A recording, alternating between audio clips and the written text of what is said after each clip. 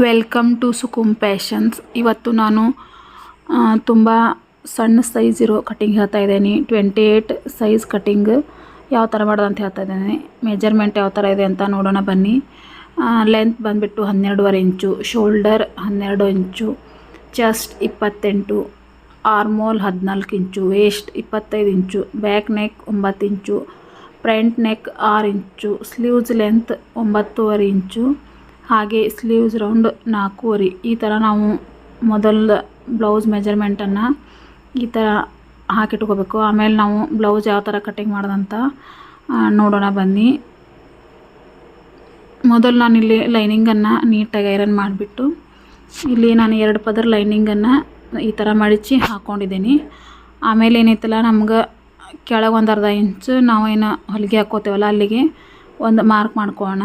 Mark ಮಾಡ್ಕೊಂಡಿದ್ಮೇಲೆ 12.5 ಐತಲ್ಲ ನಮಗೆ ಪೂರ್ತಿ ಬ್ಲೌಸ್ ಲೆಂತ್ ಇಲ್ಲಿ ಅರ್ಧ ಇಂಚ್ ಎಕ್ಸ್ಟ್ರಾ 13 ಇಂಚಿಗೆ ಒಂದು ಮಾರ್ಕ್ ಮಾಡ್ಕೋಬೇಕಾಗತ್ತೆ. 13 ಇಂಚಿಗೆ ಮಾರ್ಕ್ ಮಾಡ್ಕೊಂಡಿದ್ಮೇಲೆ ಸ್ಕೇಲ್ ಇಟ್ಬಿಟ್ಟು ಸ್ಟ್ರೇಟಾಗಿ ಒಂದು ಲೈನ್ ಹಾಕ್ಕೊಳ್ಳೋಣ. ನೋಡಿ, ಈ ಥರ ಲೈನ್ ಹಾಕ್ಕೊಂಡಿದ್ಮೇಲೆ ಇವಾಗ ನೆಕ್ಸ್ಟ್ ಹಾರ್ಮೋಲ್ ರೌಂಡ್ 5 ಇಂಚಿಗೆ ನಾನಿಲ್ಲಿ ಮಾರ್ಕ್ ಮಾಡ್ತಾಯಿದ್ದೀನಿ. ಇದು ಸಣ್ಣ ಮೆಜರ್ಮೆಂಟ್ ಆಗಿರೋದ್ರಿಂದ ನಮಗಿಲ್ಲಿ 5 ಇಂಚ್ ತುಂಬಾ ಪರ್ಫೆಕ್ಟಾಗಿ ಹಾರ್ಮೋಲ್ ರೌಂಡ್ ಬರುತ್ತೆ. 5 ಇಂಚಿಗೆ ಮಾರ್ಕ್ ಮಾಡ್ಕೊಂಡಿದ್ಮೇಲೆ ಇವಾಗ ನೆಕ್ಸ್ಟ್ ಏನಂದ್ರೆ ವೇಸ್ಟ್ ಏನೈತಲ್ಲ 25 ಐತಲ್ಲ, 25ಕ್ಕೆ ನಮ್ಗೆ 6.25 ಇಂಚ್ ಬರುತ್ತೆ. 6.25 ಇಂಚಿಗೆ ನಾವು ಇಲ್ಲಿ 1 ಇಂಚ್ ಎಕ್ಸ್ಟ್ರಾ ಆ್ಯಡ್ ಮಾಡ್ಕೋಬೇಕಾಗುತ್ತೆ. ಹಿಂಭಾಗ ಟೆಕ್ಸನ್ನು ಹಿಡಿತೀವಲ್ಲ ಅಲ್ಲಿಗೆ ಈ ಥರ ಮಾರ್ಕ್ ಮಾಡ್ಕೊಂಡಿದ್ಮೇಲೆ ಶೋಲ್ಡರ್ ಬಂದುಬಿಟ್ಟು ನಮ್ಗೆ 12 ಇಂಚ್ ಐತೆ. 12 ಇಂಚ್ ಇದ್ದಾಗ ಬಾಡಿ ಮೆಜರ್ಮೆಂಟ್ ನಮ್ಗೆ 28 4ನೇ ಭಾಗ 7 ಇಂಚ್ ಬರುತ್ತೆ. 7 ಇಂಚಿಗೆ ನಾನು ಇಲ್ಲೊಂದು ಮಾರ್ಕ್ ಮಾಡ್ಕೋತಾ ಇದ್ದೀನಿ. ಹಾಗೆ ನಾವು ಹಿಂಭಾಗ ನೆಕ್ ಅದ್ರ ಮೇಲೆ ನಮ್ಗೆ ಶೋಲ್ಡರ್ ಹಾಗೆ ಚೆಸ್ಟ್ ಯಾವ ಥರ ಹೆಚ್ಚು ಕಮ್ಮಿ ಮಾಡೋದಂತ ನೋಡೋಣ. ಹಿಂಭಾಗ ನೆಕ್ ನಮ್ಗೆ ಏನೈತಲ್ಲ 9 ಇಂಚ್ ಐತಿ. ಹಿಂಭಾಗ ನೆಕ್ 9 ಇಂಚ್ ಇದ್ದಾಗ 1/4 ಇಂಚ್ ನಾವಿಲ್ಲಿ ಲೂಸ್ ಮಾಡ್ಕೋಬೇಕಾಗತ್ತೆ. 10 ಇಂಚ್ ನೆಕ್ ಹಿಂಭಾಗ ಇದ್ದಾಗ ಮಾತ್ರ ನಾವು ಮೆಜರ್ಮೆಂಟ್ ಕರೆಕ್ಟ್ ತೊಗೋಬೇಕಾಗುತ್ತೆ. ಶೋಲ್ಡರ್ ನೋಡಿ 12 ಇಂಚ್ ತೊಗೋತಾ ಇದ್ದೀನಿ. 6 ಇಂಚ್ ನಾನಿಲ್ಲಿ ಶೋಲ್ಡರ್ ಮಾರ್ಕ್ ಮಾಡ್ಕೋತಾ ಇದ್ದೀನಿ. 9 ಇಂಚ್ ನಮಗೆ ನೆಕ್ ಇದ್ದಾಗ ನಾನಿಲ್ಲಿ 1.5 ಇಂದ 1.25 ಇಂಚ್ವರೆಗೂ ನಾನಿಲ್ಲಿ ಮೈನಸ್ ಮಾಡಿಬಿಟ್ಟು ಮೇಲೆ ಎಷ್ಟು ಬಂದೈತಲ್ಲ ಅಲ್ಲಿಗೆ ನಾನು ಕೆಳಗೂ ಅಲ್ಲಿಗೆ ಸ್ಟ್ರೇಟಾಗಿ ಒಂದು ಲೈನ್ ಹಾಕೋಬೇಕಾಗತ್ತೆ. ಹಾಗೆ 3/4 ಇಂಚ್ವರೆಗೂ ಒಂದು ಎಕ್ಸ್ಟ್ರಾ ತೊಗೋಬೇಕಾಗತ್ತೆ ನಾನಿಲ್ಲಿ ಹಾರ್ಮೋಲ್ ರೌಂಡ್ ಶೇಪ್ ತೆಗಿಲಿಕ್ಕೆ. ನೋಡಿ, ಮೇಲೆ ಎಷ್ಟು ಐತಲ್ಲ ಅಷ್ಟೇ ಕೆಳಗೂ ಮಾರ್ಕ್ ಮಾಡಿ 1/4 ಇಂಚ್ ಮಾತ್ರ ನಾನು ಎಕ್ಸ್ಟ್ರಾ ತೊಗೊಂಡಿದ್ದೀನಿ. ಆ 3/4 ಇಂಚ್ ಎಕ್ಸ್ಟ್ರಾ ತೊಗೊಂಡಿರ್ತೇವಲ್ಲ ಅಲ್ಲಿಗೆ ಸ್ಟ್ರೇಟಾಗಿ ಒಂದು ಲೈನ್ ಹಾಕ್ಕೊಳ್ಳೋಣ. ಈ ಥರ ಲೈನ್ ಹಾಕಿದ್ಮೇಲೆ ನೆಕ್ಸ್ಟ್ 1 ಇಂಚಿಗೆ ಒಂದು ಮಾರ್ಕ್ ಮಾಡ್ಕೋಬೇಕಾಗತ್ತೆ. ಆಮೇಲೆ ಸ್ಕೇಲ್ ಇಟ್ಬಿಟ್ಟು ನಾವು ಇಲ್ಲಿ ಹಾರ್ಮೋಲ್ ರೌಂಡ್ ಶೇಪ್ ನಾವೆಲ್ಲಿಗೆ ಮಾರ್ಕ್ ಮಾಡಿರ್ತೇವಲ್ಲ 1/4 ಇಂಚ್ ಎಕ್ಸ್ಟ್ರಾ ಅಲ್ಲಿಗೆ ನಾವು ಹಾರ್ಮೋಲ್ ರೌಂಡ್ ಶೇಪ್ ತೊಗೋಬೇಕಾಗತ್ತೆ. ಇವಾಗ ನಾವು ಚೆಕ್ ಮಾಡ್ಕೋಬೇಕಾಗತ್ತೆ. 14 ಇಂಚ್ ಐತಲ್ಲ ನಮ್ಗೆ ಕರೆಕ್ಟಾಗಿ 7 ಇಂಚ್ ಬರಬೇಕು. ಒಂದು ಅರ್ಧ ಇಂಚ್ ಹೊಲಿಗೆಗೆ ನೋಡಿ ನಮ್ಗೆ ಕರೆಕ್ಟ್ 7.5 ಇಂಚ್ ಬರ್ತಾಯಿದೆ. ಈ ಥರ ನಾವು ಮೆಜರ್ಮೆಂಟ್ ಚೆಕ್ ಮಾಡಿಕೊಂಡು ಸ್ಟಿಚಿಂಗ್ ಮಾಡೋದ್ರಿಂದ ನೋಡಿ ಇವಾಗ ನಾನು ಮೇಲೆ ಹೊಲಿಗೆ ಬಿಟ್ಟು ಅಳತೆ ಮಾಡ್ತಾಯಿದ್ದೀನಿ. ನೋಡಿ ಕರೆಕ್ಟ್ ನಮಗೆ 7 ಇಂಚ್ 14 ಅರ್ಧ 7 ಇಂಚ್ ಬರ್ತಾಯಿದೆ.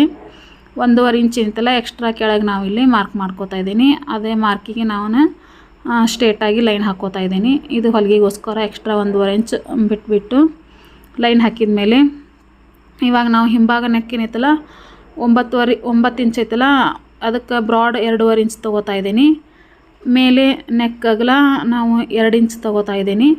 ಇದು ಸ್ವಲ್ಪ ಸಣ್ಣ ಮೆಜರ್ಮೆಂಟ್ ಆಗಿರೋದ್ರಿಂದ ಅದ್ರ ತಕ್ಕಂಗೆ ನಾವು ನೆಕ್ ತೊಗೋಬೇಕಾಗತ್ತೆ.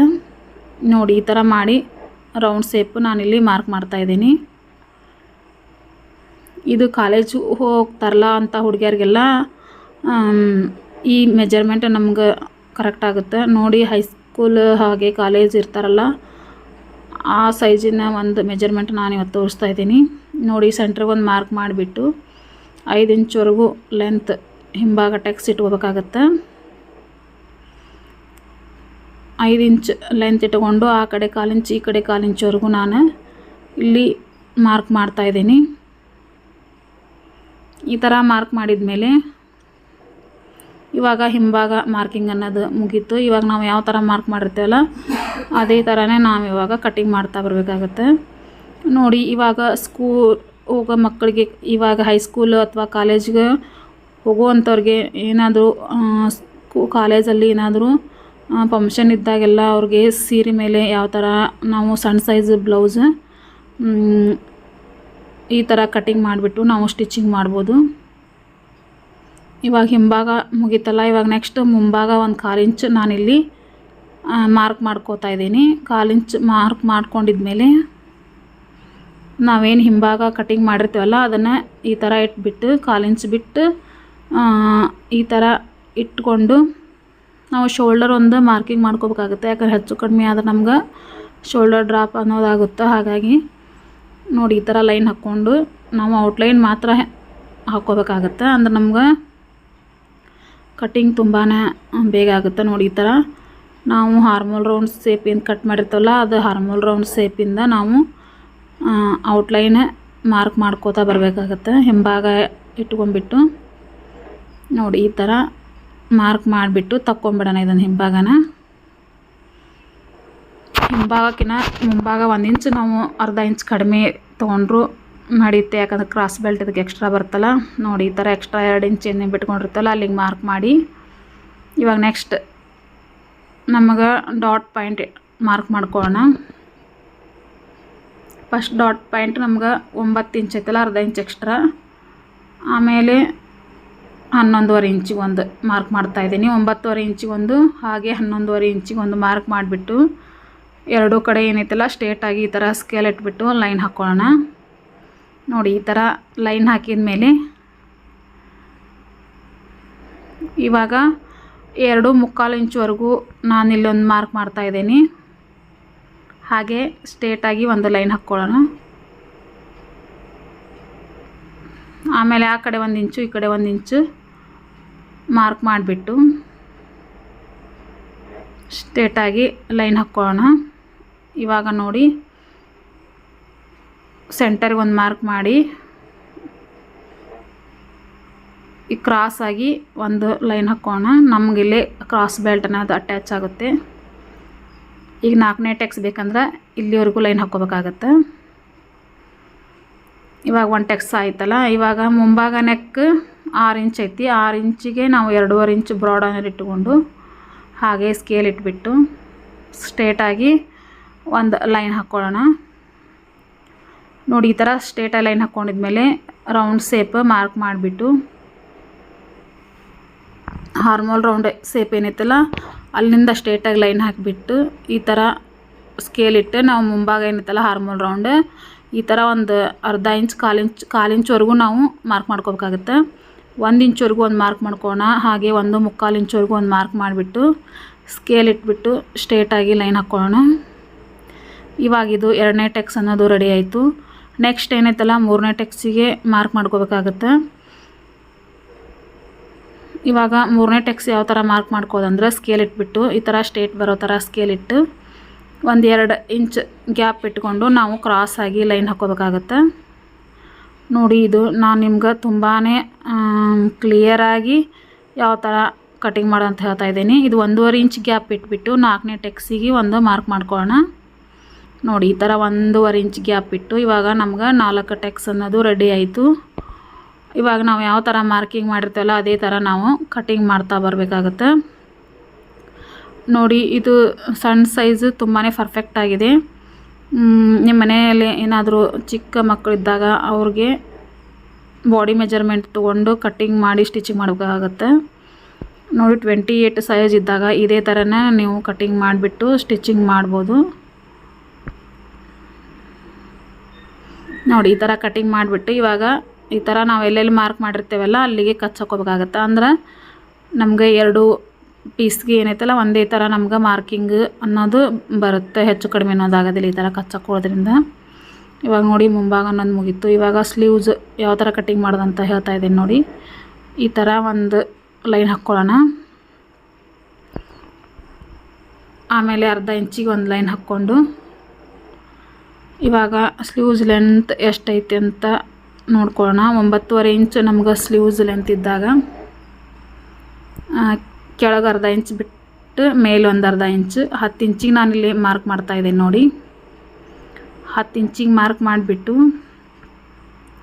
ಇವಾಗ ನಾವು ಡೌನ್ ಅನ್ನೋದು 3 ಇಂಚಿಗೆ ಇಸ್ಕೋಬೇಕಾಗತ್ತೆ.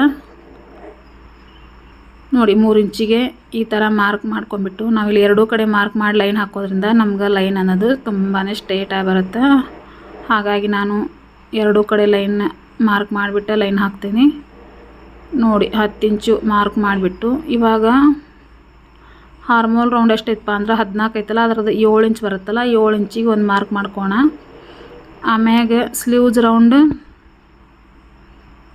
5 ಇಂಚ್ ಐತಲ್ಲ, 5 ಇಂಚಿಗೆ ಒಂದು ಮಾರ್ಕ್ ಮಾಡಿಕೊಂಡು ಸ್ಟ್ರೇಟಾಗಿ ಈ ಥರ ಲೈನ್ ಹಾಕೋಣ. ಸ್ಕೇಲ್ ಇಟ್ಬಿಟ್ಟು ಇದು ಎಕ್ಸ್ಟ್ರಾ 1.5 ಇಂಚ್ ಎಕ್ಸ್ಟ್ರಾ ಬಿಟ್ಬಿಟ್ಟು ಇವಾಗ ನೋಡಿ ತುಂಬಾ ಪರ್ಫೆಕ್ಟಾಗಿ ನಾವು ಸ್ಲೀವ್ಸ್ ಯಾವ ಥರ ಕಟ್ಟಿಂಗ್ ಮಾಡೋದಂತಿದ್ರೆ ತೋರಿಸಾತೆ ನಾನು. ಈ ಥರ ಸ್ಟ್ರೇಟಾಗಿ ಲೈನ್ ಹಾಕಿಬಿಟ್ಟು ನೋಡಿ ಇದರ ಸೆಂಟರ್ಗೆ ಒಂದು ಮಾರ್ಕ್ ಮಾಡ್ಕೊಳ್ಳೋಣ. ಇದೇ ಮೆಥಡಲ್ಲೇ ನೀವು ಸ್ಲೀವ್ಸ್ ಕಟ್ಟಿಂಗ್ ಮಾಡ್ತಾ ಹೋಗಿ ನೀವು ಪರ್ಫೆಕ್ಟ್ ಸ್ಲೀವ್ಸ್ ಕಟ್ಟಿಂಗ್ ಅನ್ನೋದು ಬರುತ್ತೆ. ಆಮೇಲೆ ಇದ್ರ ಸೆಂಟರ್ಗೆ ಒಂದು ಮಾರ್ಕ್ ಮಾಡ್ಕೋಬೇಕಾಗುತ್ತೆ. ನೋಡಿ ಈ ಥರ ಪರ್ಫೆಕ್ಟಾಗಿ ಸ್ಲೀವ್ಸ್ ಕಟ್ಟಿಂಗ್ ಯಾರೂ ನಿಮ್ಗೆ ಹೇಳ್ಕೊಡಲ್ಲ. ಇದ್ರ ಸೆಂಟರ್ಗೆ ಒಂದು ಮಾರ್ಕ್ ಮಾಡಿ, ಹಾಗೆ ಇದ್ರ ಸೆಂಟರ್ಗೆ ಒಂದು ಮಾರ್ಕ್ ಮಾಡಿಬಿಟ್ಟು 1 ಇಂಚಿಗೆ ಒಂದು ಮಾರ್ಕ್ ಮಾಡ್ಕೊಂಬಿಟ್ಟು ನಮ್ಗೆ ಇವಾಗ ಪರ್ಫೆಕ್ಟ್ ಸ್ಲೀವ್ಸ್ ಕಟ್ಟಿಂಗ್ ಯಾವ ಥರ ಮಾಡೋದಂತ ಹೇಳ್ತಾ ಇದ್ದೇನೆ ನೋಡಿ. ಈ ಥರ ಸ್ಕೇಲ್ ಇಟ್ಬಿಟ್ಟು ನಾವೇನು 1 ಇಂಚಿಗೆ ಮಾರ್ಕ್ ಮಾಡಿರ್ತೀವಲ್ಲ ಅಲ್ಲಿಂದ ಈ ಕಾರ್ನರ್ ಏನಿದು ಕಾರ್ನರ್ ಬರುತ್ತಲ್ಲ ಅಲ್ಲಿಗೆ ನಾವು ಮಾರ್ಕ್ ಮಾಡ್ಕೋಬೇಕಾಗುತ್ತೆ. ನೋಡಿ ಈ ಥರ ಮಾಡೋದ್ರಿಂದ ನಮಗೆ ಪರ್ಫೆಕ್ಟ್ ಸ್ಲೀವ್ಸ್ ಕಟ್ಟಿಂಗ್ ಅನ್ನೋದು ಬರುತ್ತೆ. ಇದೇ ಥರ ನೀವು ಪ್ರಾಕ್ಟೀಸ್ ಮಾಡ್ತಾ ಬನ್ನಿ, ನೀವು ಪರ್ಫೆಕ್ಟಾಗಿ ಸ್ಲೀವ್ಸ್ ಕಟ್ಟಿಂಗನ್ನು ತುಂಬಾ ಚೆನ್ನಾಗಿ ಕಲ್ಕೋತೀರ. ನೋಡಿ ಈ ಥರ ಸ್ಲೀವ್ಸ್ ಕಟ್ಟಿಂಗ್ ಇದು ಮುಂಭಾಗ ಆಯಿತು. ಇವಾಗ ನೆಕ್ಸ್ಟ್ ಏನು ಹಿಂಭಾಗ ಐತಲ್ಲ, ಅರ್ಧ ಇಂಚಿಗೆ ಒಂದು ಮಾರ್ಕ್ ಮಾಡಿಕೊಂಡು ನಾವು ಸೆಂಟರ್ ಮೇಲೆ ಏನು ಮಾರ್ಕ್ ಮಾಡ್ಕೊಂಡಿರ್ತೀವಲ್ಲ ಅಲ್ಲಿಂದ 1/2 ಇಂಚಿಗೆ ನಾವು ಜಾಯಿಂಟ್ ಮಾಡ್ಕೋಬೇಕಾಗತ್ತೆ. ನೋಡಿ ಈ ಥರ ಸ್ಕೇಲ್ ಉಲ್ಟಾ ಇಟ್ಬಿಟ್ಟು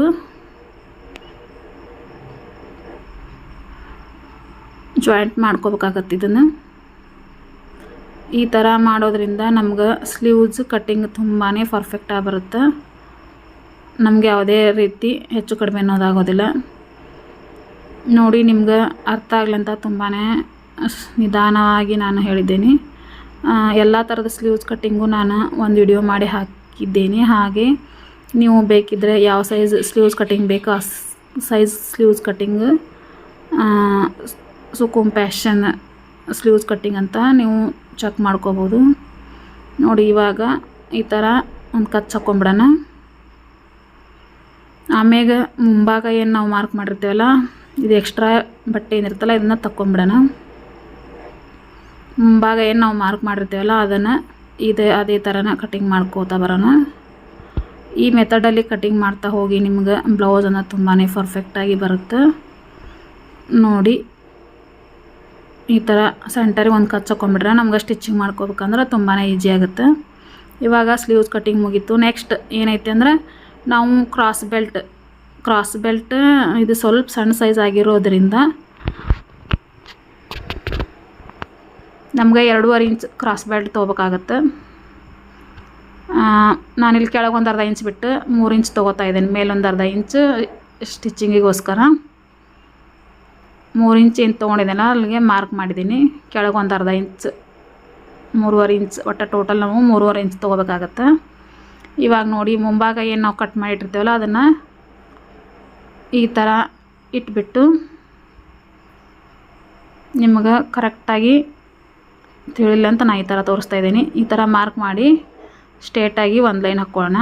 ಆ ಸ್ಟ್ರೇಟಾಗಿ ಲೈನ್ ಹಾಕಿರ್ತೀವಲ್ಲ ಆ ಲೈನಿಗೆ 1 ಇಂಚ್ ನಾವು ಕಡಿಮೆ ತೊಗೋಬೇಕಾಗುತ್ತೆ. ನಾವು ಈ ಸೈಡ್ 3 ಇಂಚ್ ತೊಗೊಂಡಾಗ ಇಲ್ಲಿ ನಾವು 1 ಇಂಚನ್ನ ಕಡಿಮೆ ಮಾಡಿಕೊಂಡು ಮಾರ್ಕ್ ಮಾಡ್ಕೋಬೇಕಾಗತ್ತೆ. ಈ ಥರ ಮಾರ್ಕ್ ಮಾಡಿ 3 ಇಂಚಿಗೆ ಒಂದು ಇಲ್ಲೊಂದು ಮಾರ್ಕ್ ಮಾಡ್ಕೊಂಬಿಟ್ಟು ಸ್ಟ್ರೇಟಾಗಿ ನಾವು ಯಾವ ಥರ ಮಾರ್ಕಿಂಗ್ ಮಾಡಿರ್ತೀವಿ ಅದೇ ಥರನ ಲೈನ್ ಹಾಕ್ಕೊಳ್ಳೋಣ. ನೋಡಿ ಇವಾಗ ನಮ್ಗೆ ಕ್ರಾಸ್ ಬೆಲ್ಟ್ ಅನ್ನೋದು ಬಂತು. ವೇಸ್ಟ್ ನಮ್ಗೆ 6 ಕಾಲು ಇರುತ್ತಲ್ಲ ಅಲ್ಲಿಗೆ ಒಂದು ಮಾರ್ಕ್ ಮಾಡ್ಕೊಳ್ಳೋಣ. ಹಾಗೆ ಆ ಮಾರ್ಕಿಗೆ ಒಂದು ಲೈನ್ ಹಾಕ್ಕೊಳ್ಳೋಣ. ಹಾಗೆ ಎಕ್ಸ್ಟ್ರಾ ಒಂದು 2 ಇಂಚ್ ಬಿಟ್ಟು ಇವಾಗ ಕಟ್ಟಿಂಗ್ ಮಾಡ್ಕೋಬೇಕಾಗುತ್ತೆ. ನೋಡಿ ಕ್ರಾಸ್ ಬೆಲ್ಟ್ ನಾನು ನಿಮ್ಗೆ ಯಾವ ಥರ ಪರ್ಫೆಕ್ಟಾಗಿ ಕ್ರಾಸ್ ಬೆಲ್ಟ್ ಕಟ್ಟಿಂಗ್ ಮಾಡೋದಂತ ತೋರಿಸಿದ್ದೀನಿ. ನೋಡಿ ಇದೇ ಥರ ಕಟ್ಟಿಂಗ್ ಮಾಡಿ ಎಕ್ಸ್ಟ್ರಾ ಏನಿರುತ್ತಲ್ಲ ಇದನ್ನು ನೀಟಾಗಿ ನಾವು ಕಟ್ಟಿಂಗ್ ಮಾಡಿ ಇಟ್ಕೊಂಡ್ಬಿಟ್ರೆ ನಮ್ಗೆ ಸ್ಟಿಚಿಂಗ್ ಮಾಡೋಕೆ ತುಂಬಾ ಈಸಿ ಆಗುತ್ತೆ. ನೋಡಿ ಇವಾಗ ಕ್ರಾಸ್ ಬೆಲ್ಟ್ ಕಟಿಂಗ್ ಆಯಿತು. ಇದನ್ನು ಯಾವ ಥರ ಜಾಯಿಂಟ್ ಮಾಡೋದಂದರೆ ಈ ಥರ ಮಡಚಿಬಿಟ್ಟು ನೋಡಿ ಇವಾಗ ಚೆಕ್ ಮಾಡ್ಕೋಣ. ಈ ಥರ ನಮ್ಗೆ ಕ್ರಾಸ್ ಬೆಲ್ಟ್ ಅನ್ನೋದು ಅಟ್ಯಾಚ್ ಮಾಡ್ಕೋಬೋದು.